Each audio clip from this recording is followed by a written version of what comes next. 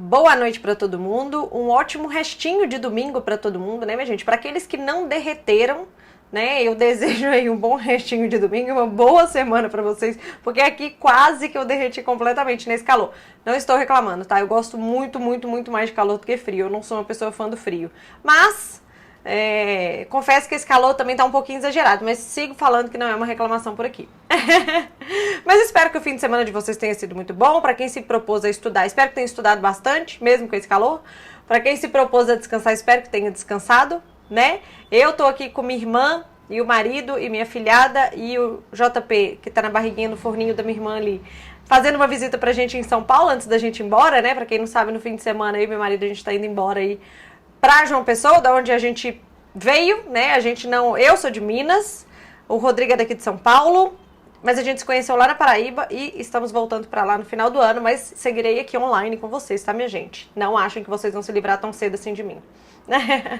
Bom, mas é isso, sem mais delongas, minha gente. Sim, um recadinho antes de começarmos. No domingo que vem eu não vou fazer o vídeo de preparação pra vocês, porque eu estarei numa viagem, né? Eu já tava com essa viagem programada há bastante tempo aí, e eu vou passar um pouquinho de frio, porque equilíbrio é tudo na vida. Eu não vou fazer o vídeo pra vocês no domingo, mas como eu terei que fazer minha preparação de qualquer forma, porque eu volto operando na semana seguinte, vou ver se eu faço esse vídeo pra vocês de repente na terça-feira, tá? Porque vai ser feriado na segunda, eu retorno de viagem na terça-feira, e aí eu já entrego esse vídeo pra vocês na própria terça-feira, tá? Mas vocês fiquem tranquilos aí que vai ter vídeo. Só vou me organizar pra ver que dia que vai ser feito.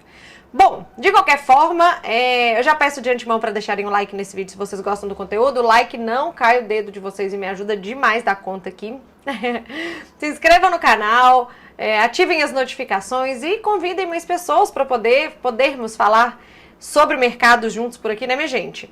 Bom, dito isto tudo, né, e considerando que vocês não derreteram de novo e estão aqui para conversar comigo sobre mercado, vamos para preparação da semana. Como sempre, nessa preparação da semana, a gente faz um review ali do que aconteceu na semana passada e se prepara para o que está por vir nos mercados, tá? Então vamos lá. Começando aqui pelos destaques da semana passada, nós tivemos bolsas de um modo geral no positivo na semana passada, tá? Destaque para a nossa bolsa aqui no Brasil, que ela acaba ficando um pouco mais positiva do que as bolsas dos Estados Unidos, da Europa, da China, como vocês podem ver por aqui, porque a gente também teve motivadores internos aqui que, como o mercado externo não jogou um balde de água fria na gente, a gente acabou surfando uma onda mais positiva aqui no Brasil, que a gente vai falar já já. Mas basicamente Brasília aí com a agenda econômica avançando, a reforma tributária. Aparentemente o governo não sinalizou nenhum pedido de mudança, porque o governo soltou aí, né, o Lula numa entrevista e depois o Fernando Haddad não conseguiu segurar, o ministro da Fazenda, mas eles soltaram no ventilador aí uma possível alteração da meta de déficit zero para o ano que vem para o governo. Tá? Só que para que isso se confirme, eles têm que fazer um pedido formal ao Congresso, para o Congresso ir lá e alterar na LDO. E isso não foi feito. E o texto preliminar da LDO foi aprovado sem alteração de meta, ou seja, a meta zero foi mantida. Isso também traz positividade para a nossa bolsa na semana passada, a aprovação da reforma tributária, enfim, nós vamos... Quando a gente entrar, né, der um zoom em Brasil aqui, a gente vai falar sobre isso. Nos Estados Unidos, na Europa e na China, né, a gente tem bolsas positivas, mas... menos positivas, né, mas ainda assim positivas, porque semana passada tivemos uma semana fraca de indicadores econômicos, eu vinha falando para vocês no resumão todos os dias, né, nós tivemos mais aí falas de membros do Banco Central americano, alguns indicadores na China que no final das contas eles deram uma decepcionada, que foi o indicador de exportação, né, mas de qualquer forma, e depois a gente teve aí a fala do presidente do Banco Central americano, Jerome Powell, na quinta-feira, que aí sim ele jogou água na churrasqueira e apagou ela completamente. Vindo com um discurso muito duro, muito hawkish, isso na visão do mercado, né, trazendo aí uma pressão de novo para o rendimento dos juros americanos, as bolsas também acabaram realizando um pouco, mas de qualquer forma, de um modo geral, na semana, nós tivemos uma semana de bolsas positivas, certo? O nosso dólar, minha gente, o dólar no mundo de um modo geral fica no positivo, o nosso praticamente ficou no 0 a 0, tá? Porque apesar do dólar ter ficado positivo no mundo, a gente pode ver, a exemplo, o dólar lá no México ou na cesta DXY, a gente teve uma semana de dólar positivo, principalmente realizando aí parte da queda da semana anterior, né, que a gente teve na semana anterior que teve a decisão de política monetária nos Estados Unidos, o relatório do refinanciamento do governo americano, enfim, tudo aquilo que fez com que o dólar caísse bastante, as bolsas subissem bastante, os juros americanos realizassem bastante, enfim, nessa semana já não manteve esse trabalho de queda e foi, na verdade, uma realização, né? O dólar foi uma realização da queda da semana anterior. E uma movimentação junto com os juros americanos que acabaram subindo aí um pouco, tá? O nosso dólar, ele permanece praticamente no 0 a 0, porque apesar da positividade externa, as boas notícias que eu já comentei aqui com vocês, basicamente, as boas notícias da semana passada vindas lá de Brasília conseguiram segurar o nosso dólar dentro de uma estabilidade. Commodities na semana passada, minha gente, teve uma variação, não foram uniformes, vai. O minério de ferro ele subiu bastante aí na expectativa de anúncios, de novos estímulos por parte do governo chinês para que eles atinjam a meta de PIB deles de 5% no ano, né? Uma possível compra aí de uma empresa da Country Garden, que é aquela incorporadora que está indo super mal das pernas por lá. Caso uma empresa compre de fato, ou assuma, não é comprar, é assumir as operações da Country Garden, isso traz estímulos para o minério de ferro também. Enfim, o minério de ferro surfa essa possível, essa positividade especulativa lá da China, tá? E o petróleo, ele segue realizando, tá? Na semana passada, de novo, não tivemos uma escalada da guerra lá em Israel, tá? Apesar de, na semana passada, tanto a Rússia quanto a Arábia Saudita, que são grandes produtores de petróleo, terem sinalizado que manterão os cortes já programados de produção de petróleo até o final deste ano, isso trouxe até uma certa volatilidade durante a semana ali nas cotações do petróleo. Ainda assim, o petróleo, no geral, ele segue realizando toda a alta que foi proveniente aí de uma preocupação da escalada do conflito, tá? Os investidores, minha gente, o mercado, ele já está tirando o prêmio de risco dessa guerra. Essa guerra, aos olhos do mercado e do input de prêmio de risco, já está saindo de cena. O mercado tira prêmio de risco do dólar relacionado à guerra, tira prêmio de risco do petróleo, principalmente que foi quem sofreu mais aí com todas as preocupações de uma possível escalada, enfim. Então nada mais é do que uma tirada de prêmio de risco que o petróleo teve em relação a toda a sua variação por conta do conflito, certo? Bom, dá pra ver que dá. Dando um zoom aqui no Brasil, então vamos lá, recapitulando. Esses gráficos aqui eu sempre trago para vocês a visão do mês e no quadradinho amarelo a visão da semana, tá? Então vamos lá, no mês de novembro o nosso Ibov ele tá bem positivo, né? Essa positividade foi muito mais proveniente da semana anterior à semana passada, por conta, olha aqui, a barrinha gigante do payroll, a decisão de juros dos Estados Unidos, com a fala mais dovish do Powell, o refinanciamento anunciado pelo Tesouro Americano. Então, assim, lá na semana anterior, a primeira semana de novembro, a gente teve uma movimentação mais forte para o nosso Ibov. Essa semana ele fecha no positivo, né? A gente viu no slide anterior, mas nada de muito tão forte assim quanto aconteceu na semana anterior. Tá? E o nosso dólar, ele em relação a novembro, né? No início do mês aqui, a gente estava numa queda considerável, mas vamos combinar que o nosso dólar, ele tem ficado praticamente de lado. Ele chegou num patamar ali que ele se encontrou nesse patamar e fica nele, né? Mas vamos lá, de destaques da semana, esse gráfico aqui é o juros americano que eu vou falar com vocês já já.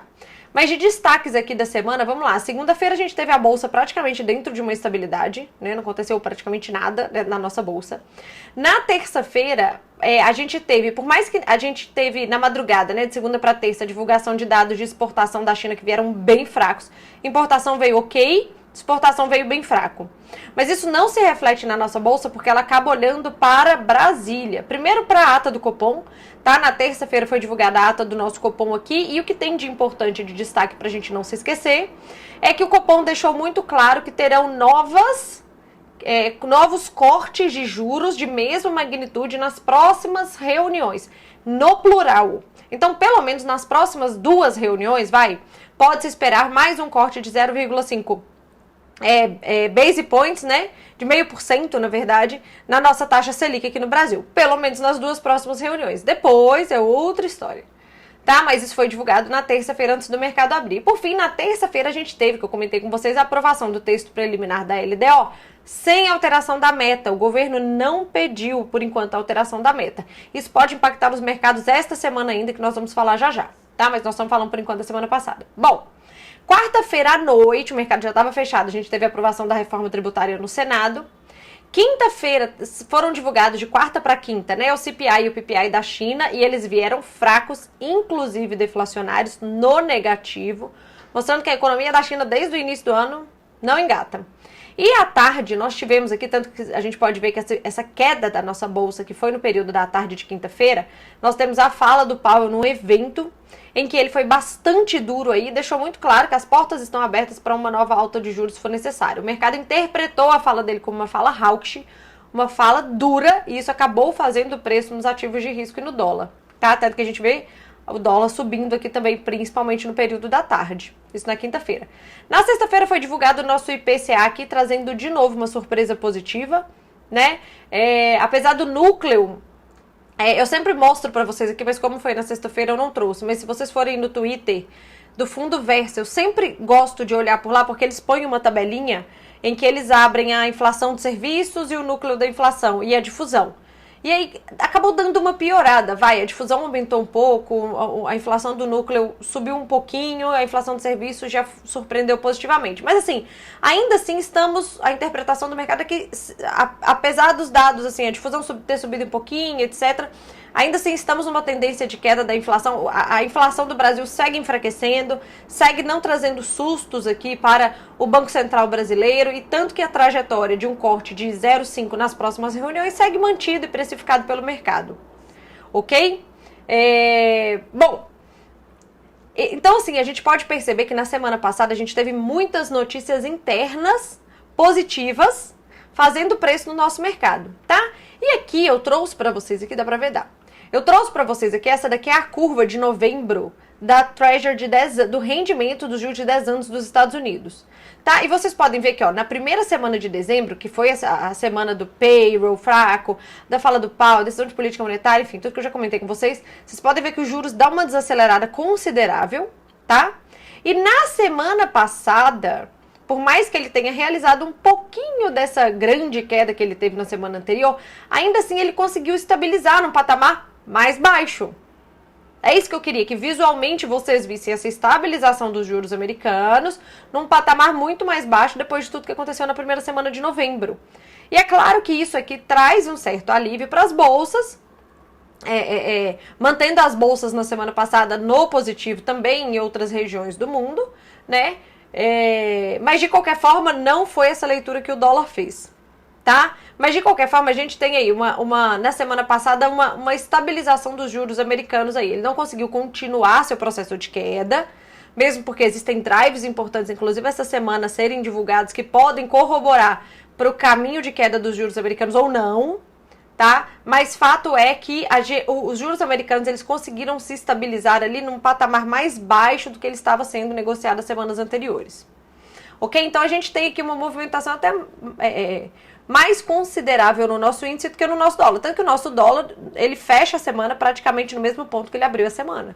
Oscilou um pouquinho para lá, para cá, para lá, para cá. Não ganha força como o dólar ganhou força no mundo, mas também não perde, mesmo com as boas notícias do Brasil.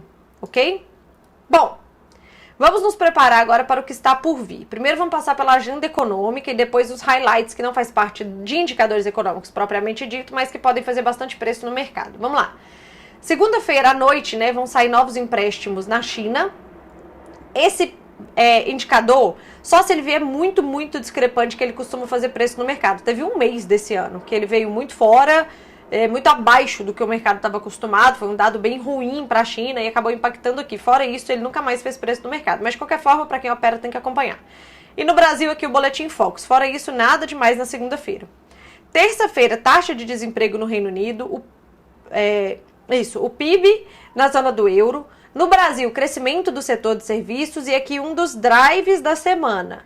CPI, inflação ao consumidor dos Estados Unidos. O mercado vai querer ver, vai trazer volatilidade desse indicador aqui, caso essa inflação venha maior do que o mercado espera ou menor, né? Ou menor. Porque afinal de contas, vamos lá, a gente tá vivendo, eu comentei isso com vocês semana passada, uma fase de dados discrepantes. Enquanto a maioria dos dados de atividade dos Estados Unidos tem mostrado um reaquecimento da atividade, né? PMIs, o PIB propriamente dito, os últimos dados de produção industrial, vendas no varejo, etc. Enfim, dados do setor imobiliário, inclusive, mostram um possível reaquecimento, uma nova onda de crescimento da atividade nos Estados Unidos. Os dados de emprego já estão vindo mais fracos, né? E a inflação até agora tem surpreendido positivamente. Tem ficado pelo menos dentro de onde o mercado espera. Então, a gente está vivendo um momento, que é o que eu falo com vocês, cuidado com essas viradas de ciclo de mercado, porque é um processo nebuloso. É um processo de bastante dificuldade de entender o que está acontecendo e entender as correlações. Poxa, se a inflação, né, vier muito mais forte num cenário como que a gente está vivendo, como é que o mercado reage, apesar de que a inflação tende a ser um indicador mais claro de correlações e de operar. Mas, de qualquer forma, esse não deixa de ser um drive muito importante da semana aqui. Terça-feira à noite sai uma bateria eu sempre falo exames para vocês aqui. Sai uma bateria de indicadores econômicos lá na China. Esses daqui são alguns que eu trago para vocês. Produção industrial, vendas no varejo, taxa de desemprego, mas saem outros indicadores também que a gente precisa acompanhar junto de uma coletiva de imprensa do departamento chinês de estatística lá, que é quem apura esses indicadores, ok? Quarta-feira é feriado aqui no Brasil, mas nós vamos ter CPI e PPI do Reino Unido, produção industrial na zona do euro. Nos Estados Unidos sai o PPI, que é a inflação ao produtor, vendas no varejo, outro indicador importantíssimo de atividade aqui, tá, minha gente? Pra gente acompanhar. Mesmo quem né, quem opera Brasil, opera só Brasil, na quinta-feira é muito importante você saber o que aconteceu na vendas no varejo na quarta. Índice Empire State de atividade industrial. E à noite, preços de imóveis lá na China, certo? Quinta-feira a gente retoma as operações aqui no Brasil, vai sair o IBCBR, que é a prévia do nosso PIB, e vai ter vencimento de opções sobre índice. Esse vencimento ele costuma ser na quarta-feira, mas como quarta é feriado, a bolsa jogou para quinta-feira. Isso traz volatilidade para o mercado, isso pode descorrelacionar o mercado brasileiro do mercado externo, então muita atenção, principalmente para quem opera índice, a isso aqui. É um dia técnico no índice, tá? Nos Estados Unidos, pedidos iniciais de seguro-desemprego que saem toda semana. Índice de atividade Fed de Filadélfia. Às vezes, esse indicador costuma fazer preço no mercado. Considerando que a gente está num cenário de que indicadores relacionados à atividade nos Estados Unidos têm trazido alívio ou preocupação para os mercados, eu trouxe esse indicador dessa vez aqui para vocês. Produção industrial também sai na quinta-feira e o índice NAHB, que é o índice do setor imobiliário, lá dos Estados Unidos. Esse indicador aqui também vai falar um pouco sobre essa possível segunda onda de aquecimento da economia americana, ok? Sexta-feira, vendas no varejo no Reino Unido, CPI na zona do euro. Aqui no Brasil sai o IGP-10, que é uma outra métrica de calcular nossa inflação, mas muito menos importante e menos relevante do que o IPCA e o IPCA-15, mas ok. Temos vencimento de opções sobre ações aqui no Brasil, e nos Estados Unidos também, tá? E nos Estados Unidos também licenças de construção e construção de casas novas, tá? Além dos indicadores econômicos dessa semana, minha gente, o que a gente tem ainda? Bom, aqui no Brasil, o governo tem até o dia 16 para pautar uma solicitação de alteração de meta fiscal, tá? Então, é até o dia 16. Até o dia 16 de novembro a gente vai ficar sabendo se o governo vai finalmente pedir essa alteração de meta fiscal de 0 para alguma coisa 0,5, 0,75, 0,25, sei lá, de déficit ou não, tá? Ele não pautando, que essa é a grande expectativa do mercado, pode trazer alívio para os mercados e uma positividade aqui no Brasil, caso nada de fora estrague. Caso nada de fora muito maior, né, um indicador, um pronunciamento, estrague a festa aqui, tá? Então, atenção para isso aqui. Ou, por exemplo, se o presidente Lula, ao longo desta semana, se pronunciar comprando a ideia de uma meta de déficit fiscal zero e antecipar, né, essa expectativa que o mercado tá para o deadline desse ponto, né, dessa interrogação, isso também pode trazer trazer positividade para nossa bolsa e aliviar a pressão no dólar também. Então, atenção a isso daqui. Essa semana seguem tendo balanços aqui no Brasil, tá? Mas não temos nenhum balanço relevante no Ibov, considerando o peso das ações, tá? Se a gente pegar todas as ações que compõem o Ibov e o peso que cada uma tem, essa semana saem vários balanços, mas nenhum que possa impactar fortemente, assim, a não ser que contamine todo o setor, mas de qualquer forma, a probabilidade é menor. De qualquer forma, não tenham em mente que existem balanços sendo divulgados, que fazem preços nas ações, que pode trazer volatilidade, principalmente para quem é operação, no caso, né? Bom, nos Estados Unidos, minha gente, vamos lá. Na sexta-feira à noite, A Moody's, ela alterou a perspectiva de rating dos Estados Unidos. Os Estados Unidos, ela rebaixou para negativo. Os Estados Unidos continuam com a classificação AAA, né, AAA, pela Moody's, porém agora é AAA-, tá? A gente precisa acompanhar a precificação disso no mercado americano, tá? A gente não sabe, o mercado americano vai abrir hoje à noite, a gente vai precisar avaliar se o mercado vai estressar muito por conta disso, porque quando isso foi divulgado, os mercados já estavam fechados na sexta-feira.